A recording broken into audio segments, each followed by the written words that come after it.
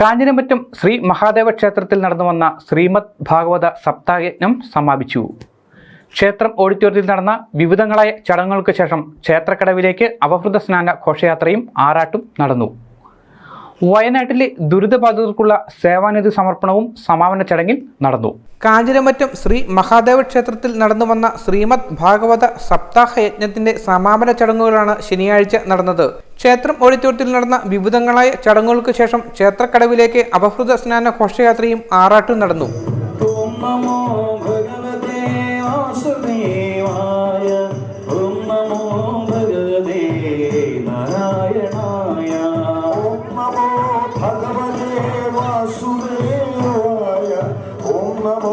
भगवते नारायण हरे राम राम राम हरे हरे हरे कृष्ण कृष्ण कृष्ण हरे हरे मे तव चरण योगम शरणं मे तव चरण युगम शंभो शंकर सांब सदा शिवा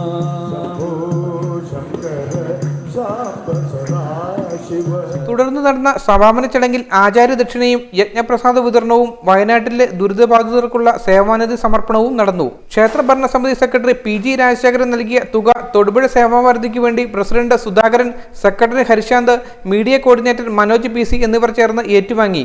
ധനസഹായം ഇന്ന് സേവാഭാരതിക്ക് കൈമാറുകയാണ്. നമുക്കറിയാം, കാഞ്ഞിരമറ്റം ശ്രീ മഹാദേവ ക്ഷേത്ര ഭരണസമിതി നാടിന്റെ ആധ്യാത്മിക ഭൗതിക കാര്യങ്ങളിൽ എക്കാലത്തും സജീവമായി തന്നെ രംഗത്തുണ്ട്. 2018-ലെയും 2019-ലെയും പ്രളയകാലത്ത് ക്ഷേത്രഭരണ സമിതിയും ക്ഷേത്രത്തിന്റെ മുഴുവൻ സംവിധാനങ്ങളും പ്രളയ ദുരിതാശ്വാസത്തിന് വേണ്ടി പ്രവർത്തിച്ചിരുന്നു.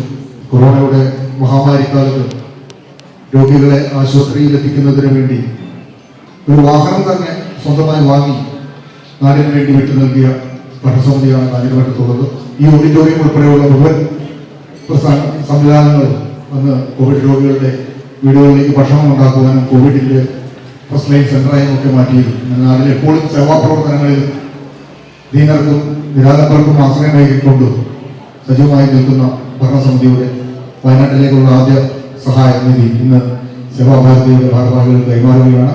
ഉന്നത മാർക്കോട് ചാർട്ടേഡ് അക്കൗണ്ടൻസി പാസായ കാഞ്ഞിരമറ്റം ചന്ദ്രചൂഡ ബാലഗോകുലാംഗം രോഹിത് അനിലിനെ ചടങ്ങിൽ അനുമോദിച്ചു.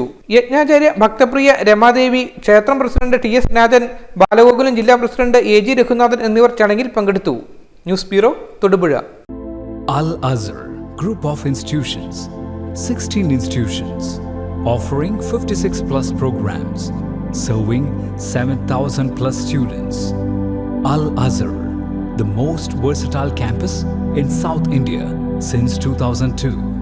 K.M. Musa Haji, founder, chairman, Al Azhar Group of Institutions, Todupuzha, had a profound vision of providing high-quality education to the youth.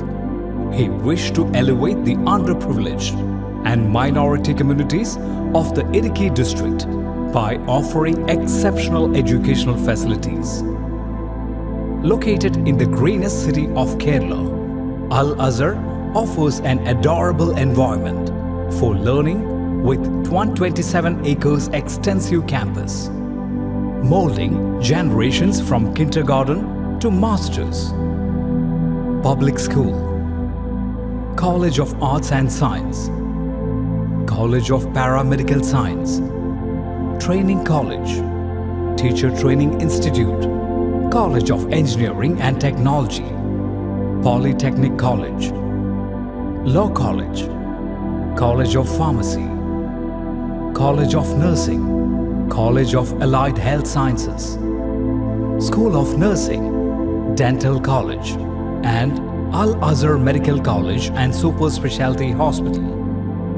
Well-developed infrastructure, separate hostel for boys and girls, transportation facilities to major cities and towns nearby, advanced technologies, and expert faculty team, maintaining quality and contributing success, shining light, smiling bright.